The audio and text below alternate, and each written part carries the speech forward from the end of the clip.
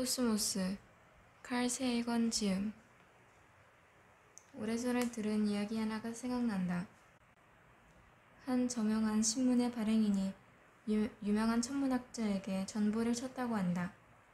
그 전보에는 화성이 생명이 존재하는지 500개의 단어로 정리하여 수신자 부담으로 즉시 전송해주기 바람 이라는 요구가 적혀 있었다. 그 천문학자는 시키는 대로 순순히 답을 보냈다. 아무도 모름, 아무도 모름, 아무도 모름 하는 식으로. 그는 아무도 모름이라는 두 개의 단어를 정확히 250번 반복하는 식으로 답을 작성하여 보냈다. 해당 분야의 전문가가 이 정도로 철저하게 자신의 모지를 인정하고 또 강조했음에도 불구하고 그의 답에 귀를 기울인 사람은 아무도 없었다. 그 까닭에 화성에 생명이 존재한다고 주장하는 측과 반박하는 측 사이의 권위 싸움이 오늘날까지도 계속되고 있는 것이다.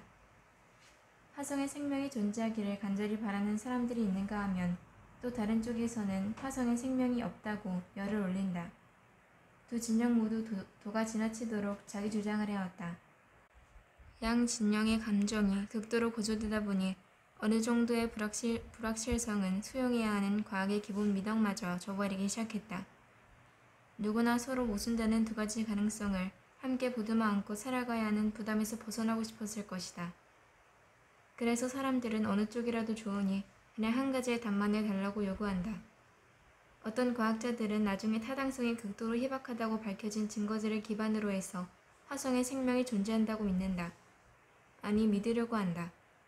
또 반대편의 과학자들은 생명의 특정 징후를 찾고자 했던 초기의 시험적 시도가 성공적이지 못했다거나 또는 그 실험의 결과가 불확실하다는 이유만으로 화성에 생명이 없다고 결론 짓는다. 사정이 이 지경에 이르게 됐으니 붉은 행성을 위한 블루스는 여러 차례 반복 연주될 수밖에 없었던 것이다. 왜 하필 화성인가? 토성인이면 어떻고 명왕성인이면 무엇이 문제란 말인가? 화성인만 두고 그토록 열심히 궁리하고 또 그토록 열렬히 상상의 나래를 펴는 이유가 도대체 무엇일까? 그것은 언뜻 보기에 화성이 지구와 매우 유사하기 때문이다.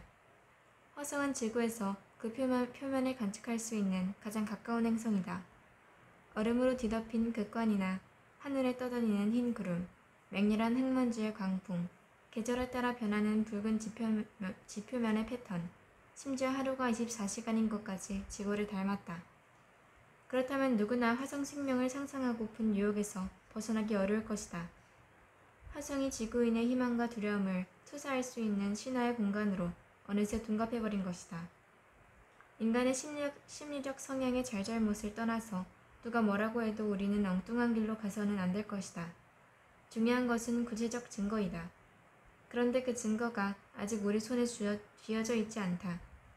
화성은 참으로 경이로운 세계이며 화성의 미래상은 과거에 우리가 화성에 대해 품었던 억측들보다 훨씬 더 흥미진진한 내용으로 가득하다. 인류는 20세기에 비로소 화성의 흙과 모래를 헤집어 볼 수 있게 됐고 그렇게 함으로써 지구인의 흔적을 화성에 확실하게 남겨놓았다. 한 세기에 걸친 인류의 꿈이 드디어 성취된 것이다. 19세기 말까지만 해도 인간보다 뛰어나지만 인간처럼 결국은 죽을 수밖에 없는 운명을 지닌 어떤 지적 존재들이 이 세계를 치밀하고 상세하게 관찰하고 있다는 사실을 아무도 믿으려 하지 않았을 것이다.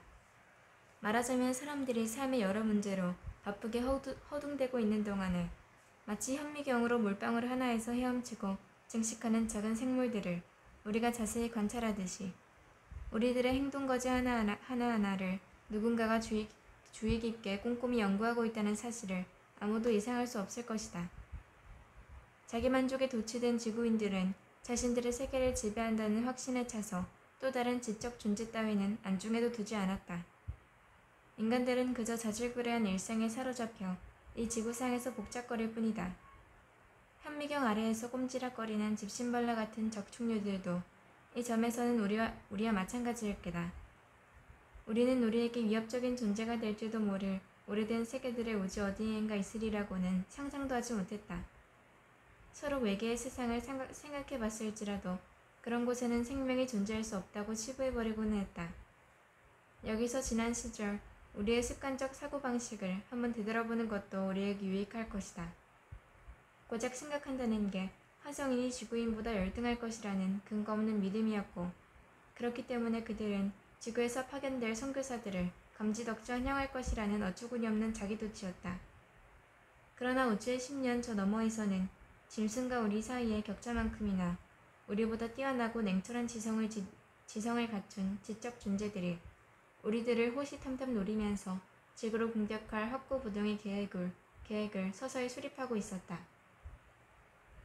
하버트 조지 웰스는 그의 작품인 1897년 작품인 우주전쟁의 첫 장을 이렇게 열고 있다. 웰스의 우주전쟁은 공상과학 소설의 전범으로 꼽히는 작품이다. 100년의 세월이 지난 오늘날에도 이 글은 우리에게 긴 여운으로 다가온다. 지구 이외의 세상에 생명이 존재할지도 모른다는 두려움과 같이 생명이 존재했으면 하는 희망이 인류의 전 역사를 관료했다. 그리고 외계 생명의 징후를 찾는 데 있어 우리는 밤하늘을 밝게 빛나는 붉은 점 하나에 특히 주목해왔다. 그러니까 우주전쟁이 출판되기 꼭 3년 전이었다. 미국 보스턴 출신 퍼시벌 로웰이 대규모의 천문대를 설립하고 심혈을 기울여 화성 생명의 존재를 입증하기 위한 연구를 시작했다. 로웰은 젊은 시절에 천문학을 취미삼아 공부했고 하버드 대학교를 졸업한 뒤에는 준 외교관의 신문으로 당시 조선이라고 불리는 나라에서 근무한 적이 있는 특이한 경력을 가진 인물이었다. 그리고 무엇보다도 그는 부유했다. 1916년에 세상을 떠날 때까지 로웰은 행성의 본질과 진화에 관한 지식과 우주의 팽창에 관한 추론, 그리고 명왕성의 발견 등에 관련해서 인류 문화 발전에 커다란 공헌을 해왔다. 사실 그는 명왕성을 자기 이름을 따서 명명했다. 명왕성의 영어 글자인 플루토는 퍼시벌 로웰의 머리 글자인 P와 L이며 이 두 글자를 결합한 글자는 명왕성을 상징한다. 그러나 로웰의 전 생애에 걸친 최대의 관심사는 화성이었다. 1877년 이탈리아의 천문학자 조반니 스키아파벨리가 화성의 카날리에 관한 연구를 발표하자 로웰은 묘한 전율이 자신을 감싼다고 느꼈다. 스키아파벨리는 화성의 지구 대접근 시기에 화성의 표면을 자세히 관측할 수 있었다. 그는 한 개 혹은 두 개의 직선들이 복잡한 네트워크를 이루며 이 행성의 밝은 지역 여기저기를 가로지르는 것을 보고 이것을 카날리라고 불렀다. 이탈리아어로 카날리는 경로나 가늘고 길게 파인 홈을 의미하지만 영어권에서는 이 단어가 직접 존재가 설계한 구조물이라는 뜻을 내포하는 운하로 번역됐다. 그리하여 화성이 열풍해 유럽과 미국을 휩쓸기 시작했고 로웰도 그 열기의 도가니 속에 빠져들었다. 1892년 시력을 잃어가던 스키아파벨리가 화성 관측을 이제 그만둬야겠다고 발표하자 로웰은 그의 작업을 자기가 대신하기로 결심하고 구름이나 도시불빛의 방해를 받지 않으며 시상이 좋은 최상급의 관측 장소를 모색하기 시작했다. 시상은 대기의 안정도에 민감하다. 대기가 안정적인 곳에는 별의 이미지가 흔들리지 않지만 대기가 심한 교란을 겪는 곳에서는 별의 이미지도 몹시 흔들린다. 맑은 날 밤에 별빛의 깜빡거림도 대기 교란을 기인한다. 로웰은 자신의 고향에서 멀리 떨어졌지만 시상이 좋은 애리조나주 플렉스스테프라는 곳에 도시의 한 언덕에서 자신의 천문대를 건설하고 그곳을 화성의 언덕이라고 불렀다. 그는 그곳에서 화성 표면의 특징, 특히 그를 매료시켰던 운하들을 자세히 스케치했다. 그것은 힘든 작업이었다. 만환경 끝에 매달려 찬 새벽 공기와 여러 시간 동안 싸워야 하기 때문이다. 시상이 나빠지면 화성의 상이 흐려지거나 왜곡된다. 그럴 때에는 모든 관측이 허사가 된다. 때로는 이미지가 안정되면서 행성의 특징들이 순간적으로 아주 선명하게 드러날 때가 있다.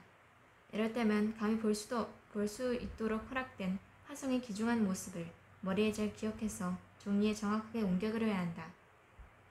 진지한 천문학자라면 선입관은 잠시 한쪽에 밀어두고 열린 마음으로 화성의 경이로움을 기술해야 한다. 퍼시벌 로웰의 공책은 그가 보았다고 생각한 화성들의 특징으로 빼곡하다. 맑고 어두운 지역들, 극간의 흔적, 은하들 그리고 은하로 얽히고 설킨 행성 그 자체의 모습. 로엘은 자신이 보고 있는 그물 같은 것이 극간에서 녹아내린 물을 적도지방에 사는 목마른 도시민들에게 수송해주는 거대한 용수 시스템이라고 믿었다. 행성 전역에 걸쳐 강계 시설이 되어 있는 이 행성에 지구인과 아주 다른, 그리고 더 오래되고 더 현명한 종족이 살고 있다고 믿었다. 그는 어두운 지역이 계절에 따라 변화하는 것은 식물의 성장과 세력 때문이라고 여겼다. 그는 화성이 지구와 아주 닮았다고 믿었다. 그러나 그의 믿음은 좀 지나친 데가 있었다. 로엘이 그린 화성의 모습은 태고의 역사를 간직한 메마르고 쇠락한 땅, 즉 사막의 세계였다. 그렇지만 그 사막은 여전히 지구에서 보는 사막과 같은 것이었다. 로엘의 화성은 로엘 천문대가 있는 미국 남서부의 특징과 많은 공통성을 보인다. 그는 화성의 기온이 약간 낮은 편이기는 하지만 그래도 영국 남부처럼 지낼 만한 정도일 것이라고 상상했다. 화성의 대기가 비록 희박하지만 호흡하기에 충분하고 물이 전반적으로 귀하기는 하겠지만 운하망이 잘 쌓여 있어서 생명 유지에 필요한 양을 화성 전역에 충분히 공급할 수 있다고 믿었던 것이다. 화성에 얽힌 지나간 역사들을 되돌아보면 재미있는 점을 발견하게 된다. 로엘이 당시에 당면해야 했던 가장 심각한 도전은 전혀 생각하지도 못했던 아주 엉뚱한 방향에서부터 왔다. 엘프리드 러셀 윌리스가 로엘의 도전자였다. 그는 자연 선택에 따른 생명 진화를 다인과 함께 발견한 인물이었다. 1907년 그는 로엘의 저술들 중 하나의 서평을 써달라는 부탁을 받았다. 이것이 계기가 되었다. 젊은 시절의 윌리스는 엔지니어였다. 그는 초감과 지적 능력 같은 주제를 다소 잘 믿는 편이기는 했어도 화성에 생명 거주의 가능성이 있다는 주장에 대해서는 지극히 회의적이었다. 윌리스는 로엘이 화성의 평균 기온을 계산할 때 범한 실수를 입증하여 화성이 영국의 남부처럼 온화한 곳이 아니라고 주장했고, 극히 일부의 예외 지역이 있기는 하겠지만 화성의 기온은 어디를 가든지 100점 이하라고 지적했다. 그의 온도 계산에 따르면 화성 표면 바로 아래는 영구 동토층으로 뒤덮여 있어야 했다. 그리고 대기는 로엘이 계산했던 것보다 훨씬 더 희박하며 충돌 구덩이들이 달에서처럼 사방에 널려 있어야 했다. 그리고 운하의 물에 대해서는 이렇게 생각했다. 잉여분의 물이 그렇게 부족한데 그것이 운하를 넘치도록 채우고 흐른다는 게 말이 되는가? 그것도 물을 로엘씨 자신이 묘사한 바와 같이 끔찍한 여건의 사막지대를 가로질러서 구름 한 점 없이 쨍쨍한 하늘을 그대로 노출시킨 채로 한쪽 반구를 넘어 적도지대를 넘어서 반대쪽 반구로 옮기겠다는 시도는 지적 존재가 아니라 광인 집단에서나 볼 수 있는 무모한 계획이다.